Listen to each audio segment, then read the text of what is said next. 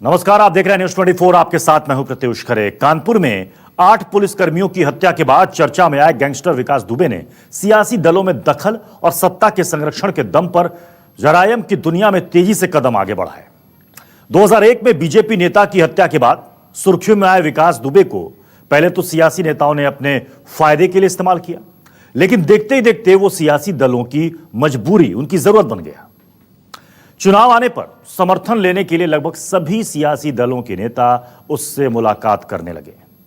आखिर कैसे विकास दुबे ने अपराध के रास्ते पर अपने कदम आगे बढ़ाए और कैसे वो सियासी दलों की मजबूरी बन गया और किस तरीके से उसने अपने राजनीतिक रसूख के दम पर करोड़ों का साम्राज्य खड़ा किया, इस रिपोर्ट में देखिए।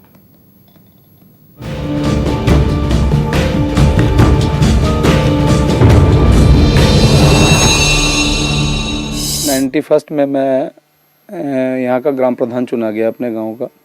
2 पंचवर्षीय में ग्राम प्रधान रहा यहाँ पे। इसके बाद मैं जिला पंचायत सदस्य हुआ। मेरा छोटा भाई भी ग्राम प्रधान रहा, बगल के गांव से, बीटी से भी निर्विरोध ग्राम प्रधान रहा वो। अब मेरी बहू जिला पंचायत सदस्य है इस समय, वर्तमान समय में भी। छोटा भाई मेरा ग्राम प्रधान है निर्विरोध यहाँ का, ग्राम बिकरू का। और मेरी पारिवारिक पृष्ठभूमि, मेरे बाबा भी यहाँ के जमींदार भी थे और ग्राम प्रधान भी थे, बाद में हुए। मेरी पारिवारिक पृष्ठभूमि ही राजनीतिक है। तो राजनीतिक पृष्ठभूमि तो मेरी पारिवारिक है, मेरी पैदाइशी कहिए तो आप पैदाइशी है। विकास दुबे जी, किस तरह से आपको कहा जाता है कि आप अपराध में डॉन नाम से बोला जाता है कि आप माफिया हैं, डॉन हैं, और लेकिन आपका राजनीतिक करियर है, क्या है बेसिकली, हकीकत क्या है? देखिए, एक्चुअल राजनीति में लाने का श्रेय, मैंने पढ़ाई में ग्रेजुएशन किया है मैंने, और मैं अच्छा स्कॉलर रहा हूँ अपने टाइम का। राजनीति में लाने का श्रेय मुझे स्वर्गीय हरिकिशन श्रीवास्तव जी का है, जो मेरे राजनीतिक गुरु थे और उत्तर प्रदेश के कई बार मिनिस्टर रहे और उत्तर प्रदेश विधानसभा के अध्यक्ष भी रहे वो। उन्होंने मुझे राजनीति में लाने का प्रयास किया और उन्हीं के प्रयास से मैं राजनीति में आया। और जिस दिन से मैं राजनीति में आया तो लोगों को मेरे प्रभाव से और मेरी लोकप्रियता से ज्वेलसी होने लगी। आज तक कोई भी ऐसा मामला नहीं है जिसको मैंने अपने हाथ से मैंने कोई अपराध किया हो या मैंने कोई अपराध को बढ़ावा दिया हो। अपराध से मेरा कोई दूर दूर से रिश्ता नहीं है। मेरी राजनीतिक वर्चस्व की जंग है जो मेरे जिंदगी तक और मेरे मरते दम तक जारी रहेगी। लेकिन इस राजनीतिक वर्चस्व की जंग में बम, गोली और हत्या ये सब चलता नहीं, ऐसा नहीं है। हमारे यहाँ, हमारी राजनीतिक जंग में कभी भी ऐसा कुछ भी नहीं हुआ कि मैंने किसी को मरवाया हो या किसी को मारा हो या किसी को मारने के लिए प्रेरित किया हो। किसी के ऊपर आरोप लगा देना, आप तो समझते हैं कि उत्तर प्रदेश में होता क्या है कि मर्डर कहीं होता है, फंसाए कई लोग जाते हैं। मर्डर कोई करता है, उसके भाई, उसके खानदान, उसके परिवार, उसके सब सारे लोगों को फंसाया जाता है। ये एक उत्तर प्रदेश की एक ये ट्रेंड बन गया है लोगों का राजनीति में फंसाने का, और उसी का मैं शिकार हुआ हूँ। एक श्रम राज्य मंत्री संतोष शुक्ला का हत्या का आपके ऊपर आरोप लगा, उस वक्त आप कहाँ थे? क्या वो हत्या आपने की थी? जी नहीं, जिस दिन उनकी हत्या हुई थी उस समय मैं थाने में अपनी FIR लिखाने हुए गया हुआ था। मेरे ऊपर अटैक हुआ था। उसके बाद मैं जब वहाँ से चला आया, जब अपने ऊपर अटैक किया मेरे ऊपर, मैं उस दिन कानपुर जा रहा था अपनी पत्नी को लेकर। वो बीमार थी, उनको किडनी पेन था। रास्ते में मेरे ऊपर बम से अटैक किया गया, बम और गोलियां चलाई गई मेरी गाड़ी पर। तो मैं उसकी FIR, जब मैंने SP कानपुर देहात को फ़ोन किया कि मेरे ऊपर इस तरीके से घटना हुई, तो उन्होंने मुझे कहा कि आप वहीं रुकिए, मैं फोर्स भेज रहा हूँ। फोर्स मुझको वहाँ से लेके आया। मैंने थाने में FIR लिखाई और मैं चला आया। इसके बाद थाने में जो जिन मंत्री जी का आप नाम ले रहे हैं, वो मंत्री जी किन्हीं कारणों से अपना पहुँचे और उन्होंने किसी तरीके से पुलिस से उलझाव किया। वहाँ लोगों से उनकी कहासुनी हुई। इसके बाद क्या हुआ क्या नहीं हुआ उससे मेरी जानकारी नहीं है। उनकी हत्या की जानकारी या उनके मरने की जानकारी मुझे लखनऊ में हुई। हत्या के कई चश्मदीद थे। मनोज शुक्ला, जो संतोष शुक्ला मंत्री के भाई थे, उन्होंने आपको देखा था कि आपने गोली मारी है? नहीं, ऐसा कुछ नहीं। ये देखिए, इस बात को तो अदालत में इसका ट्रायल हो चुका है मुकदमे का, और अदालत में इस चीज़ साबित हो चुकी है कि मनोज शुक्ला पेशबंदी में उनसे, मनोज शुक्ला के साथ जितने उनके गनर, संतोष शुक्ला जी के साथ गनर, शैडो ड्राइवर और उनके प्राइवेट लोग थे, उन्होंने सारे ने गवाही दी कि जिस समय संतोष शुक्ला का मर्डर हुआ उस समय विकास दुबे या जो लोग आरोपित लोग हैं इनके परिवारजनी, ये लोग मौके पर नहीं थे। इनका नाम पुलिस के कहने पर FIR में लिखाया गया। जैसा पुलिस ने कहा मैंने वैसा FIR में लिखाया। अब वो मुकदमा ट्रायल होने के बाद भी उसमें दोष मुक्त हो चुके हैं सारे लोग, और उस मुकदमे की कार्रवाई सारी जो कुछ थी वो समाप्त हो चुकी है। मैंने अदालत में सरेंडर किया, न्याय में मेरा विश्वास था, मैंने अदालत में सरेंडर किया और उस मुकदमे को फेस किया। सारे ट्रायल को जितने दिन ट्रायल रहा मैं अंदर रहा, मैंने ट्रायल पे मेरा जब ट्रायल हो गया, मैं समाप्त हुआ, मेरा मुकदमा खत्म हुआ, उस समय मैं जेल के बाहर आया। विकास दुबे जी, आप इस बात से सहमत हैं कि संतोष शुक्ला मंत्री जो थे जी उनसे आपकी डायरेक्ट चुनावी रंजिश थी? नहीं, ऐसा मेरी उनकी कभी कोई रंजिश, मेरे यहाँ तक कि मेरा कभी कोई गाली गलौज तक नहीं हुआ उनसे। हाँ, राजनीतिक वर्चस्व की जरूर लड़ाई थी। के बारे में कहा जाता है डॉन है, क्या आप मानते हैं? नहीं, ऐसा कुछ भी नहीं है। मेरी ओपिनियन, आप क्षेत्र में जाइए, हमारे कम से कम विधानसभा, अगर पूरे जिले में नहीं जा पाते हैं तो कम से कम मेरी विधानसभा में जाके और प्रति गांव एक आदमी से सर्वे करिए। खाली विकास दुबे के बारे में व्यक्तिगत है, विकास दुबे का एक काम देखिए। विकास दुबे इस क्षेत्र के सबसे बड़े लैंडलॉर्ड हैं। हमारे पास सारे हैं, मैं स्वयं की खेती कराता हूँ, स्वयं का मेरा व्यापार है, स्वयं का मेरा शेड कॉर्पोरेशन का काम है, मेरा आर्थिक भी है। आज तक मैंने कोई आर्थिक, ऐसा नहीं कि मैंने कोई आर्थिक अपराध कराया हो, किसी अपराध में संलिप्त रहा हूँ। आरोप लगा देने से ही कोई अपराधी उड़ान नहीं हो जाता है। विकास दुबे के वर्चस्व को कम करने के लिए ये सारे मुकदमे फर्जी लगाए गए, जो कि अदालत में सारे खत्म हो चुके हैं। 2-4 मुकदमे भी ट्रायल पर हैं, जिनका मैं फेस कर रहा हूं, और ट्रायल होने के बाद जो भी अदालत निर्णय करेगी उसको मान्य करूंगा। मैं एक चीज जानना चाहता हूँ, छात्र जीवन से लेके अब तक आपके ऊपर कितने मुकदमे लगे गए, कितने में आप बरी हुए, कितने अभी आपके ऊपर चल? मेरे हिसाब से 45 मुकदमे आज तक मेरे ऊपर खिलाफ कायम किए गए। किस तरह के? गैंगस्टर के हैं, गुंडा एक्ट के हैं, पुलिस के। अभी आपने बताया सहारनपुर में साहब भी दिखाया कि साहब वो गैंगस्टर में वहां से वांछित थे, तो चूरन, नशे का चूरन खा रहे थे आप। जो आदमी अपने पूरी लाइफ में जिसने चाय न पी हो, 22 साल से चाय न पीता हो, उस आदमी को नशे का चूरन खाते हुए बता रहे हैं। आप सोच समझ सकते हैं कैसे मुकदमे पुलिस लगाती है, ये पुलिस स्वयं जानती है। तो आपकी जो छात्र राजनीति थी उसमें आपने कभी पार्टिसिपेट किया? क्या आप छात्र राजनीति से जुड़े रहे? नहीं, जब तक मैंने छात्र जीवन रहा तब तक मैं राजनीति में नहीं रहा। छात्र जीवन के बाद मैं राजनीति में आया। छात्र जीवन मेरा बिल्कुल एकदम संयमित था। मैं छात्र जीवन, मैंने जैसे एक छात्र का जीवन होता है वैसे मेरा संयमित जीवन था। अच्छा, ये बताएं, आपके बारे में ये भी कहा जाता है कि छात्र राजनीति में आप चुनाव लड़वाने का काम करते थे। यस, हाँ। क्या है वो? नहीं, मैं चुनाव लड़वाता था, ये बात सही है। चुनाव में अपने कैंडिडेट लगाता था, अपने कैंडिडेट को सपोर्ट करता था, चुनाव जिताता था। ये आप मान लीजिए कि हो सकता है ये गॉड गिफ्टेड भी रहा हो मेरे साथ, क्योंकि मुझे राजनीति से छात्र जीवन में ही कुछ मेरे अंदर जम्स आ गए थे कि नहीं है, किसी को प्रेसिडेंट बनाना है अपने यार मित्र को, या ये आदमी अच्छा है, इस काबिल है कि इसको प्रेसिडेंट बनाया जाए, इसको महामंत्री बनाया जाए। लेकिन ये भी कहा जाता है कि आप इसी राजनीति से इतने प्रेरित हुए कि आपने संतोष शुक्ला को बीच थाने में इतने सारे लोगों की भीड़ में मारा, जो आप पे आरोप लगे, और आप हाईलाइट होना चाहते थे, इसीलिए आपने ये सब कारनामे किए। ये कहाँ तक सच है? देखिए, ये सब मनगढ़ंत बातें हैं और बेबुनियाद बातें हैं।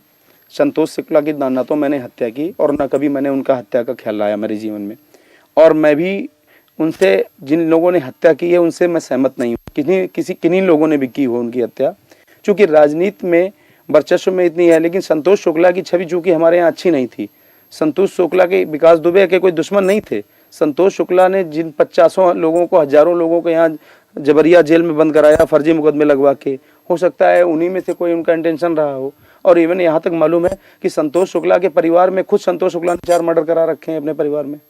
ये शायद आपको जानकारी नहीं होगी, मैं आपको व्यक्तिगत जानकारी बता रहा हूँ। संतोष शुक्ला ने अपने 2 भाइयों और अपने चाचा का मर्डर भी करा रखा है अपने गाँव में, और इनके गाँव के लोग भी इनके विरोधी हैं। वो हमारी विधानसभा के रहने वाले नहीं थे, लेकिन इनके गाँव के, और आज भी उसमें से एक आदमी फरार है। इनकी हत्या के उद्देश्य से फरार हुआ था रमाकांत शुक्ला, जो इनके परिवार का ही है, ग्राम प्रधान था इनके गाँव का, और वो इनकी हत्या के उद्देश्य से कसम खा के ही फरार हुआ था। हो सकता है उसने भी मौके का फायदा उठाया हो। एक चीज और भी है कि जब उनकी हत्या होगी, आप इतने चर्चित हुए, पूरे देश में आपका नाम हुआ, तो उसके बाद आप वसूली का कारोबार करने लगे, आप लोगों को जो है। आज तक कोई ऐसा प्रमाण नहीं है, सरकारी तौर पर या लिखित तौर पर भी ऐसा कोई प्रमाण नहीं है, और विकास दुबे को ऐसी जरूरत भी नहीं है। विकास दुबे को ऊपर वाले ने जो दे रखा है उसमें विकास दुबे संतुष्ट है।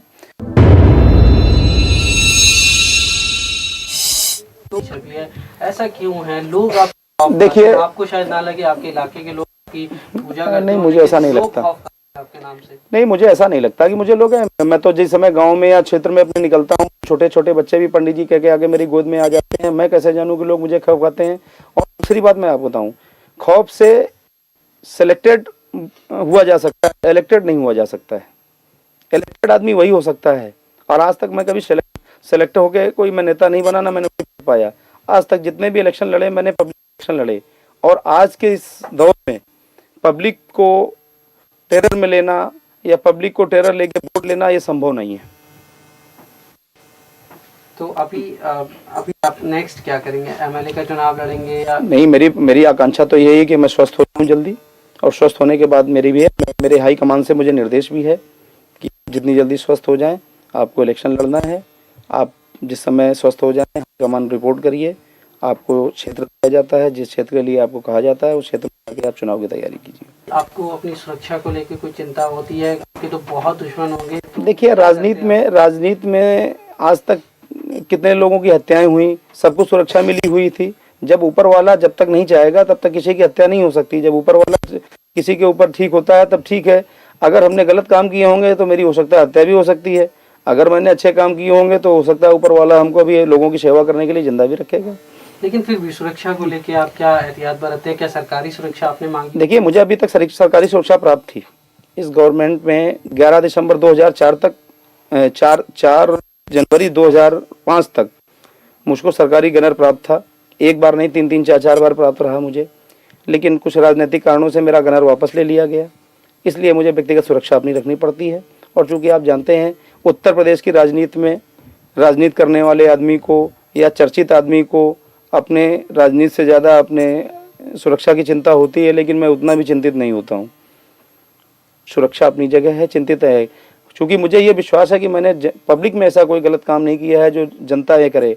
लेकिन चूंकि राजनीति में सुरक्षा सिक्योरिटी करना कोई बुरी बात नहीं है, तो इसलिए अगर मैं अपनी सुरक्षा रखता हूं तो इसमें कोई हर्ज नहीं होना चाहिए किसी को। जी, ये बताएं, छात्र राजनीति आजकल क्या गंदी हुई है? क्या उसमें देखिए, हिंसा का बढ़ावा लेके? देखिए, मैं आपकी बात समझ गया पूरी इतनी बात में ही।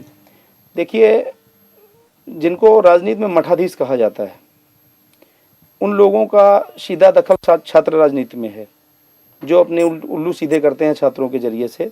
और ये दखल, मठाधीशों का दखल छात्र राजनीति में कतई नहीं होना चाहिए, इसका मैं विरोधी हूँ। छात्र राजनीति एक प्राथमिक सीढ़ी है और वो बिल्कुल पाक साफ होनी चाहिए।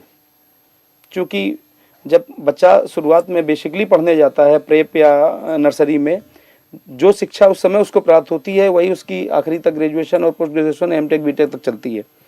अगर किसी आदमी की नींव ही खराब कर दी जाएगी छात्र राजनीति में, अगर मठाधीशों का दखल रहेगा तो छात्र राजनीति कभी भी पाक साफ सुथरी नहीं रहेगी। लेकिन एक मठाधीश मेरे सामने बैठे हैं, उनका भी दखल रहा छात्र राजनीति में। उन्होंने भी अपने कैंडिडेट खड़े किए, उन लोगों को जिताया बाकायदा। जब तक मैं जब तक स्टूडेंट था तब तक मैं राजनीति में, छात्र राजनीति में मेरा इंटरेस्ट रहा। जिस दिन से मैंने स्टूडेंट लाइफ मेरी समाप्त हुई उस दिन से मैंने छात्र राजनीति में कभी दखल नहीं रखा। पर राजनीति में मठाधीश बनना कोई बुरी बात तो नहीं है, लोग बनते हैं। और नहीं, मेरी समझ में बुरी बात है। कुछ और कहना चाहेंगे आप हमसे? मैं यही आपके जरिए से मैं थोड़ा सा संदेश देना चाहता हूँ लोगों को कि राजनीति में जो लोग एक दूसरे को नीचा दिखाने के लिए गलत प्रभाव का इस्तेमाल, सत्ता का और पुलिस का दुरुपयोग करते हैं, ये नहीं करना चाहिए। किसी भी अच्छे व्यक्ति को आगे बढ़ने से रोकने के लिए ये रास्ता अच्छा नहीं है। अगर किसी को इस तरह रोकना है तो उसके राजनीतिक प्रभाव को कम करिए, उसकी खामियां पब्लिक में बताइए। लेकिन किसी के ऊपर आप फर्जी मुकदमे लगा के बंद करवा दें अपने राजनीतिक प्रभाव के इस्तेमाल से, ये बात ठीक नहीं है। लेकिन विकास दुबे जी, शुरुआत में तो शायद कभी ना कभी आपने कुछ ऐसा कुछ किया होगा जिसकी वजह से केस लगे होंगे। उसके बाद क्या पुलिस ने जबरदस्ती डाले केस? देखिए, पुलिस आज भी मेरी विरोधी नहीं है और पुलिस मुझसे कभी भी इस तरह से असहमत नहीं रही। मैं ग्राम प्रधान रहा, बराबर पुलिस दरवाजे आती है, बराबर क्षेत्र के एसओ सीओ साहब जो भी हों, जो बुलाते हैं, मैं आज भी थाने जाता हूँ। मैं कोई पुलिस से मुंह नहीं छिपाता हूँ। लेकिन जो मेरा सवाल है वो ये है कि शुरुआत में तो जरूर आपसे कुछ गलतियां हुई होंगी, जिसका बाद में जो है लंबे अरसे में पुलिस ने उसको ध्यान में रखते हुए और केसेस थोपे होंगे, चाहे वो राजनीतिक। देखिए, पुलिस ने जो कुछ भी किया मेरे साथ वो राजनीतिक दबाव में किया। पुलिस ने व्यक्तिगत रूप में मैंने ऐसा कोई काम किया और ना पुलिस ने। देखिए, पुलिस को सिर्फ निर्देशित करके उनको दबाव देकर उनसे गलत कराया गया। पुलिस ने जानबूझकर मेरे साथ कोई गलत काम नहीं किया। उत्तर प्रदेश और बिहार में राजनीति में पुलिस में राजनीति का इतना ज्यादा दखल है कि आगे चल के राजनीतिज्ञों को लेके पब्लिक जूता लेके दौड़ेगी, राजनीति करने वालों को पसंद नहीं करेगी। किसी दिन हिंदुस्तान में 2 स्टेट ऐसे हैं आपके, ये इनमें राजनीतिज्ञों को देखना पब्लिक पसंद नहीं करेगी। राजनीति करना तो दूर रही, राजनीतिज्ञों को देखना पब्लिक पसंद नहीं करेगी।